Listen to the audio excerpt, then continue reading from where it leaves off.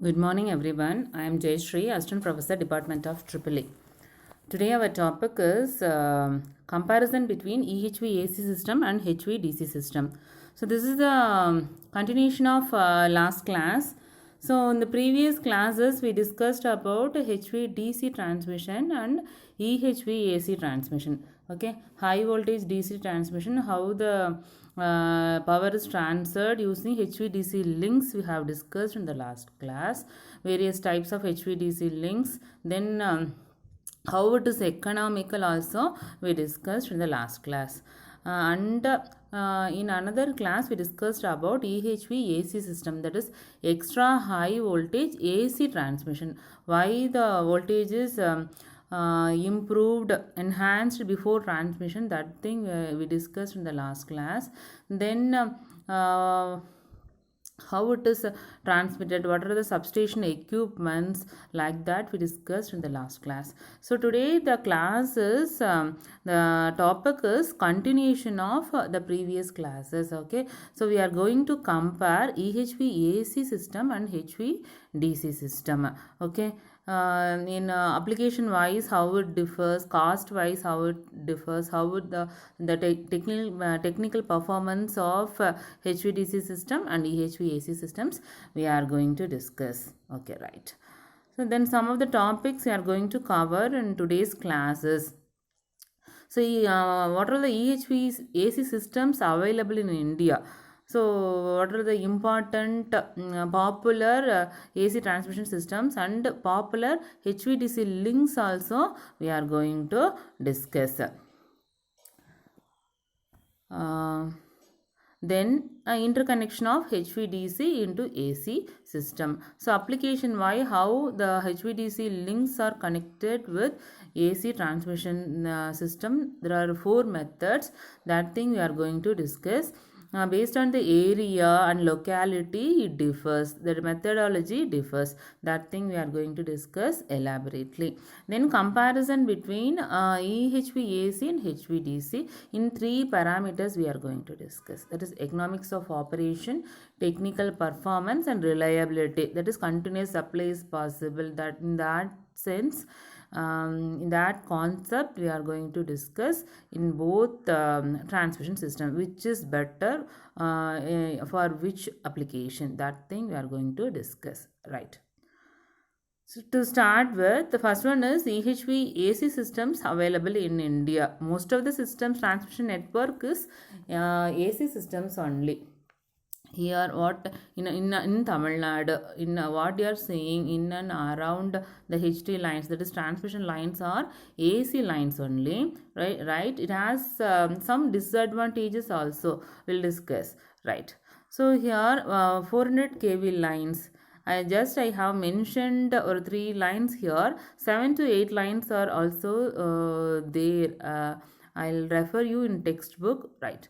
So the major line 400 kV line is Dehar and Panipat line. That is also old line. Second one is Srinagar Jammu Kashmir line. Then Opra Kanpur line. So frequently asked one more question. What are the famous 2 mark question? What are the famous EHVAC lines? Then mentioning a particular line, identify whether this is AC line or DC line. This type of questions will come across during examinations. Okay, so you have to know. Then 765 kV line, 765 kV line, lot of kV 765 kV lines are also there. And then this thing we call it as extra high, super high voltage. That is 765 is high. This is the maximum voltage. This is the maximum voltage of transmission voltage. 765 kV line. Anpara and Unnao, that is one line. And then Agra and Gwalior, there is another line from Agra to Gwalior, 765 line. This is of kilometers. It is nearly 300 kilometers lines. These lines are, right. Monobulu and Sri Perumbudur line. So this is in India, in Tamil Nadu, from Andhra Pradesh to Tamil Nadu. This line is 765 kV line. Like this, there are many 7 to 8 lines. It is given in your textbook. Please refer it. Okay. That's all about EHV AC systems in India. Just I gave a brief note of EHV AC systems in India. Next, HVDC systems in India. HVDC systems, we can call this as HVDC links in India. Both are same. The interconnection link, the transmission network, we call it as a link in HVDC systems. Okay, right. So in either way, we can call HVDC system or HVDC system or HVDC links. Okay, right. Just I mentioned 4 lines here. Right. First one is Rihand Delhi HVDC transmission system. First one, the power transfer capability of this line. This is 1000 megawatt transfer power capacity. Then 400 kV line it is 18 kilometer. Just imagine the distance of one transmission network. It is 18 kilometer bipolar line. We discussed 3 types of lines. Monopolar line, bipolar line and homopolar line. Okay, right. So here this is bipolar line. Bipolar line is majorly used due to its reliability. If one line occurs, if there is any fault in one line, then automatically the second line will transfer the power. So that is the main advantage of bipolar line. Then next, what it is given, converter station located 200 kilometers south. Okay, so main component of HVDC system is converter station. We discussed already in the last class. Okay, so initially AC is to be one second. Initially, that is the AC voltage is converted into DC voltage in converter station. That is the thing we call it as rectifier. Then the power is transferred to the receiving end, that is nearing to the load center. That rectifier station we call it as a converter station. Similarly, inverter station, that is that power transferred again the voltage is converted into AC, that is usable voltage. That station we call it as inverter station. So in HVDC systems, the main cost is due to converter station. See how in the first Rihand Delhi HVDC transmission system, the converter station is located 200 kilometers south. That is also an important parameter while analyzing HVDC systems. Okay. Second one is Dalchar and Kolar line. Dalchar and Kolar line, Karnataka. It is situated in Karnataka. See, it is 2000 megawatt, huge capacity, 2000 megawatt line. 2000 megawatt transfer capability, 500 kV line. Then see the distance, 1367, huge distance compared to AC lines. So nearly 1400 kilometer, and this is also bipolar line. Okay, right. Then third one is Vindhyachal HVDC back-to-back substation. What is that back-to-back substation? We are going to discuss. Back-to-back substation, the DC length is nearing negligible. Otherwise, it is nearing zero. Okay, so in back-to-back substation, both rectifying station and inverter station are located in the same station. So converter, there is only one converter station, substation in back-to-back stations. Based on the need requirements, this station is implemented. Okay, Vindhyachal is HVDC back-to-back station. See the capacity, it is 500 megawatt, 400 kV line. Okay, right. So transfer capability is compared to less compared to other lines. So it is 500 megawatt. And then rest of the things are 1000 and 1400, 2000 megawatt capacity lines. Okay, right. So third one is Vindhyachal HVDC back-to-back line. Then fourth one is Chandrapur Badge line. So it is 1000 megawatt, 400 kV line. This is bipolar line only. Okay, right. So this is that's all about HVDC links in India. Frequently asked 2-mark question. Okay, repeatedly I'm saying this.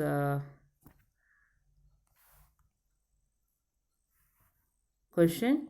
what are the HVDC links in India, right? Then next one is how interconnection of HVDC transmission into AC systems. How the HVDC lines links are connected with AC systems. There are four ways here to connect HVDC links to the AC systems. In power system,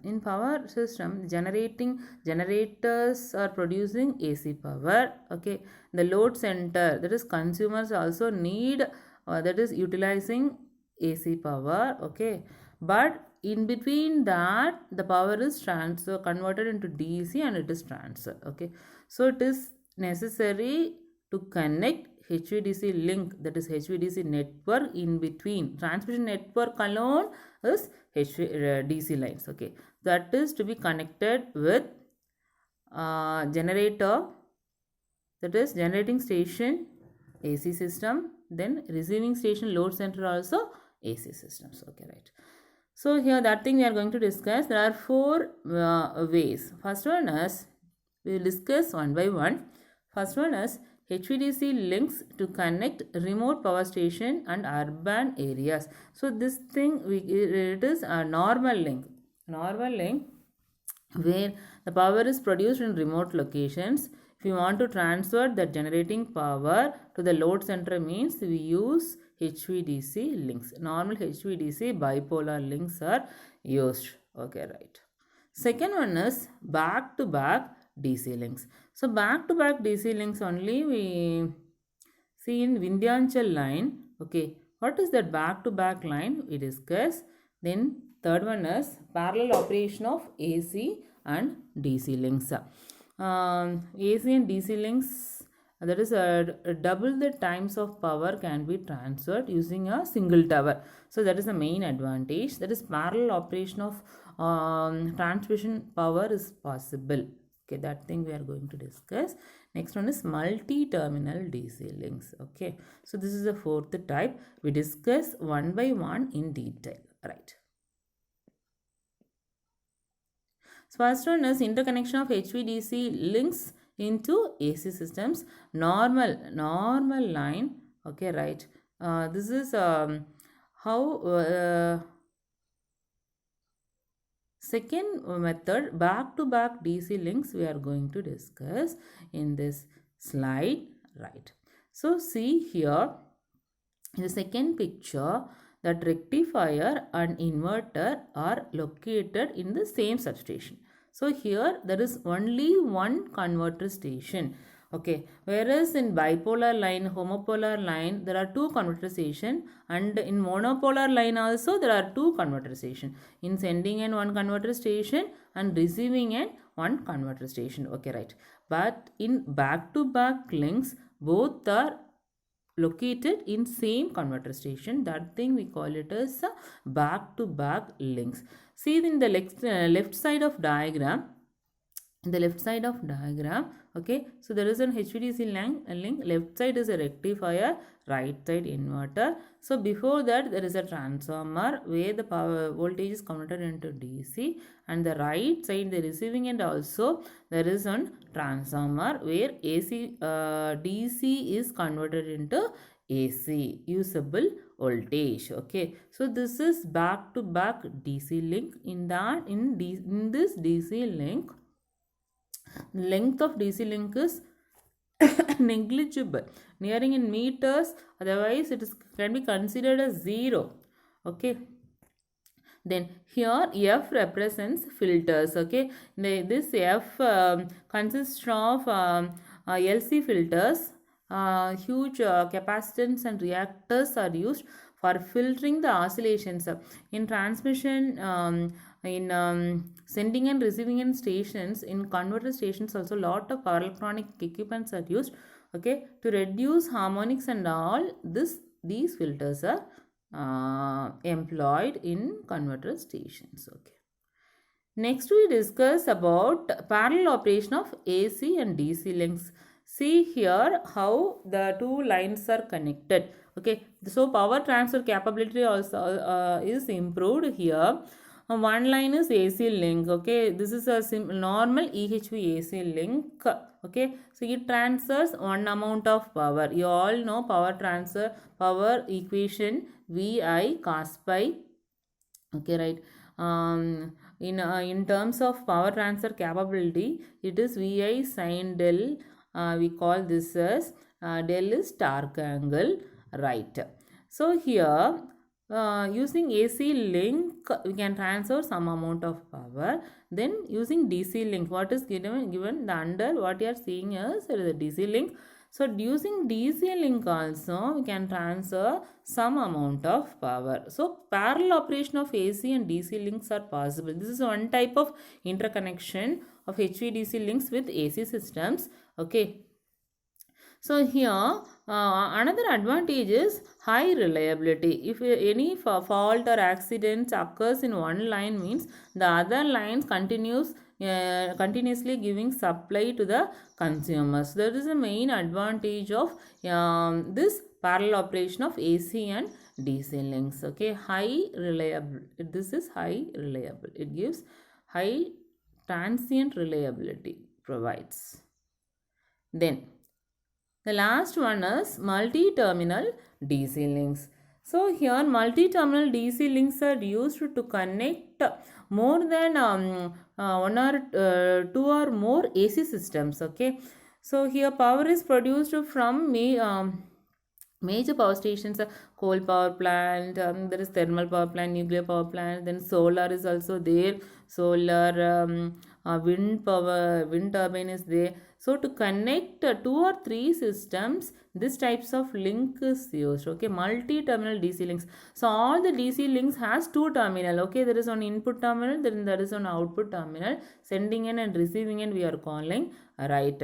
So there is a converter station also in sending in one rectifier station, and receiving end there is an inverter station will be there, right. So here multi-terminal DC link is to connect two or more AC systems with the AC generating systems to the consumers. Okay, it transfers power, it interconnects two or more AC system to, and it transfers power to the end user. That is the main advantage of this multi-terminal link. Okay, right. See in this diagram, see how many converter stations. There are three converter stations. Okay, so here input terminals are grouped. Those transformers, that is step up transformer and step down transformer, the receiving end are grouped, and it is connected with the converter stations. So there are three converter station. Here converter station 1 and 2 can operate as rectifier, and on 1 and 3 operate as rectifier, and 2 operate as an inverter. Why reverse operation is also possible. That is 3 can operate as a rectifier, 2 can operate as a rectifier, and 1 and 3 can operate as inverter. Reverse operation is also possible. That is mentioned here, and both operate in opposite order. That is also possible in this type of HVDC link to the AC systems. So that's all about HVDC link interconnection with AC systems. Once again.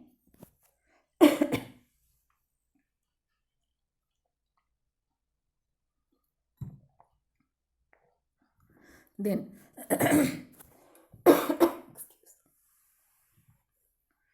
then coming to comparison between EHV AC systems and HVDC transmission, how which is better, in what way it is better, that thing we are going to discuss. Okay, right. There are three ways we are going to analyze HVDC systems and HVAC systems. First one is economics of operation, which network, which transmission, that is whether it is AC system network or DC system is economical, and that thing we are going to discuss. Second one is technical performance. Third one is reliability. We discuss one by one. First one is economics of operation. So economics is it means this cost incurred for power transfer. That is the main thing. So here cost means it is the sum of Investment cost of generators, transmission towers, insulators, converters, breakers. So that is the main component. Breakers. So these the sum of these costs we have to consider while calculating the total cost. The total operating cost and total investment cost need to be considered. Okay, right. Just we need to compare. Okay. So see this diagram. So in this graph, it is a cost versus distance curve.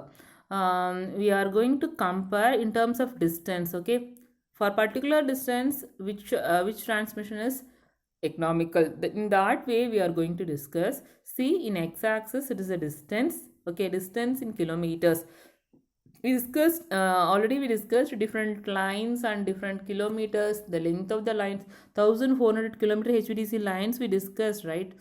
So based on the distance, the network is chosen, whether it is DC network or AC network. The infrastructure to be implemented is to be chosen. Okay, right. See, in this graph, x-axis is distance, y-axis is cost. Okay, right.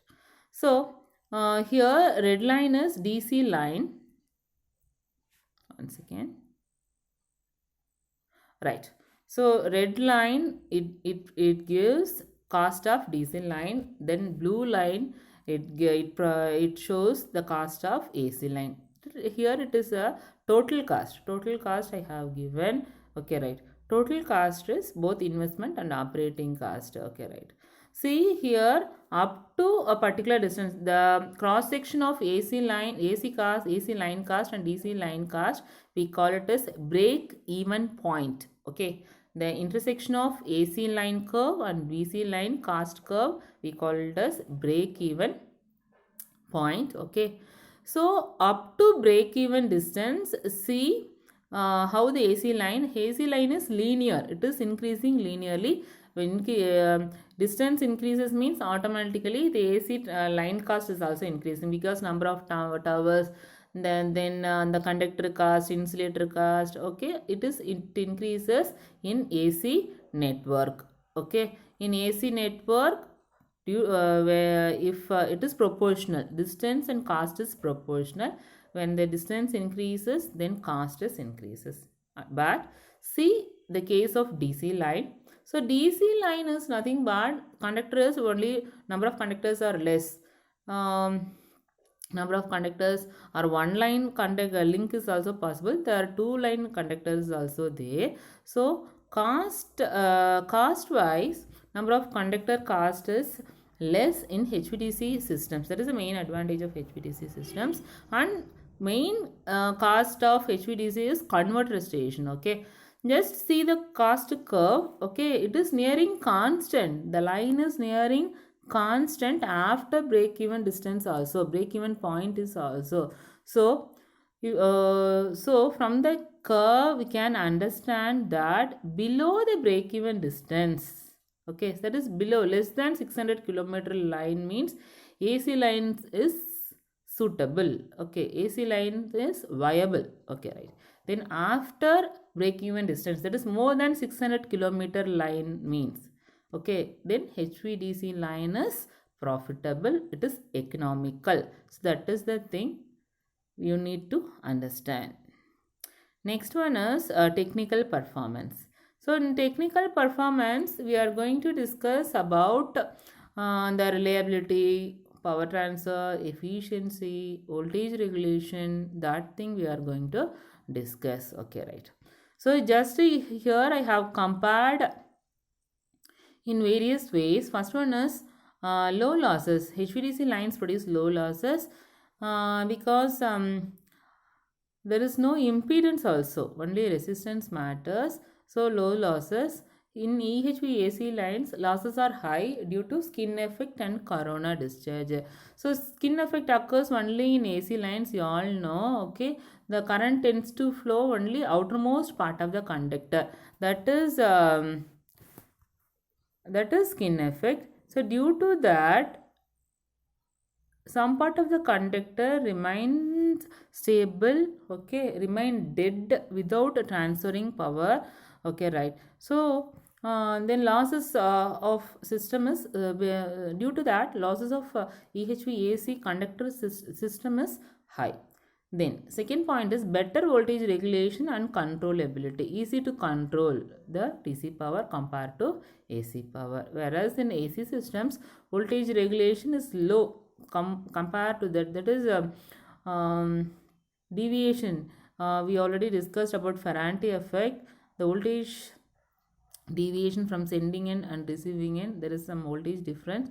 That thing we'll call it as voltage regulation. In HVDC systems, that is not possible. It have better regulation. Deviation is in voltage is somewhat less, right. Then third point, transmit more power over long distance. That is the main thing. For as we discussed, after break-even distance, HVDC lines are economical. Then transfer less power compared to HVDC systems. Transfer less power, no, this is not that much correct. That is losses are high, so power transfer capability is less. That is a EHV AC systems. Then coming to fourth point, less insulation is needed, okay. So insulation is related with current carrying capability, right. So less insulation is required. So here in EHV AC system more insulation is required, right. Then reliability is high. In HVDC lines, reliability is high. Continuous supply due to fault conditions also. HVDC lines are continuously giving supply. It is somewhat compared to HVDC lines. HVAC lines are low reliable. In most of the comparison, HVDC lines are seems to be better. Then next point, asynchronous interconnection is possible. Asynchronous interconnection means connecting two systems of various frequencies is possible using HVDC links. The middle link part is HVDC. Okay, that is possible. Whereas in AC system, asynchronous interconnection, okay, that is connecting two systems of different frequencies, not at all possible in AC systems.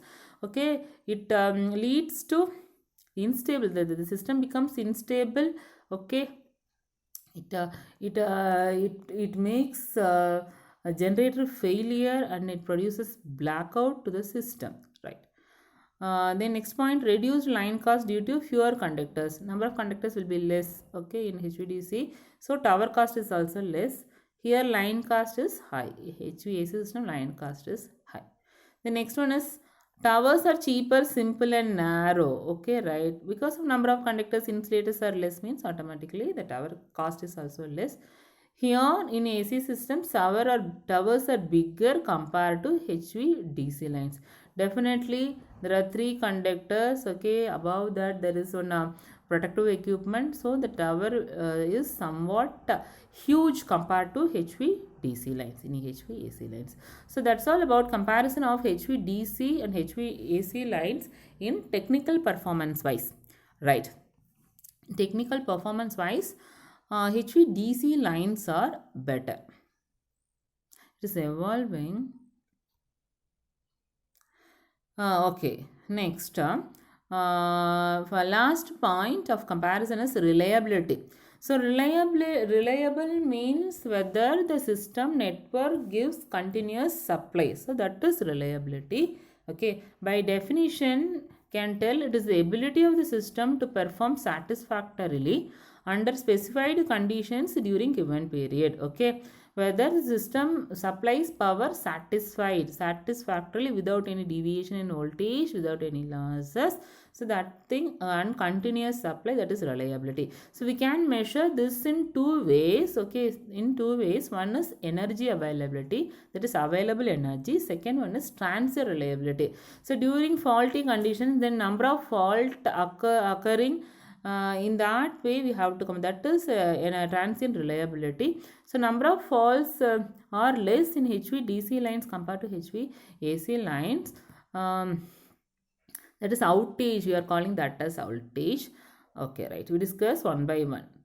First one is energy availability, okay, right. So energy availability is equation wise equals 100 into 1 minus equivalent outage time divided by actual time. Okay, outage here means supply failure, we call it as outage. We can call this as blackout and brownout, complete stoppage of power. There is no complete, due to huge shutdown, due to huge major damage in power systems, power stations. We call if there is no possibility of supply, means we call it as outage. Zero power, we call it as outage. No supply, we call it as outage. Okay, so here the equation is 1 minus equivalent outage time divided by actual time. Okay, so that thing provides how much available power, that is energy availability. Okay, so in DC system is somewhat better because of bipolar line. Okay, continuous supply is possible, right? Second one is transient reliability. It is the this is a factor specifying the performance of HVDC systems during recordable faults and the associated AC systems. So recordable AC faults are those faults which cause one or more AC bus voltage to drop to 90 percentage. Okay, if the voltage of transmission is dropped to 90%, below 90 percentage, imagine the voltage is reduced below 90%, we call that as fault, AC fault. Okay, AC fault. Sudden imagine the transmission voltage is now somewhat 765 kV. If it is reduced, it nearing 100 kV, means that is 90%, 20 percentage, that is nearing. So that type of fault, okay, if occurs that type of fault, how the system regains from that fault, that is reliable. From that fault, okay, during faulty conditions also, whether the system provides, gives continuous supply, that thing is reliability. Okay, by formula wise, transient reliability equals 100 into number of times HVDC system performed as designed. Okay, during faulty conditions also, how the HVDC system behaves for the fault, that thing is transient reliability divided by number of recordable AC faults. Okay, so these two are the measures of reliability, so so that's all about the comparison between HVAC systems and HVDC systems. In three ways we have compared: economics of operation, technical performance, and reliability. Okay, then we discussed interconnection of HVDC systems, links into AC systems. There are 4 types of interconnections. Then in the beginning we discussed about HVDC links in India and HVAC links in India. So that's all about the topic today.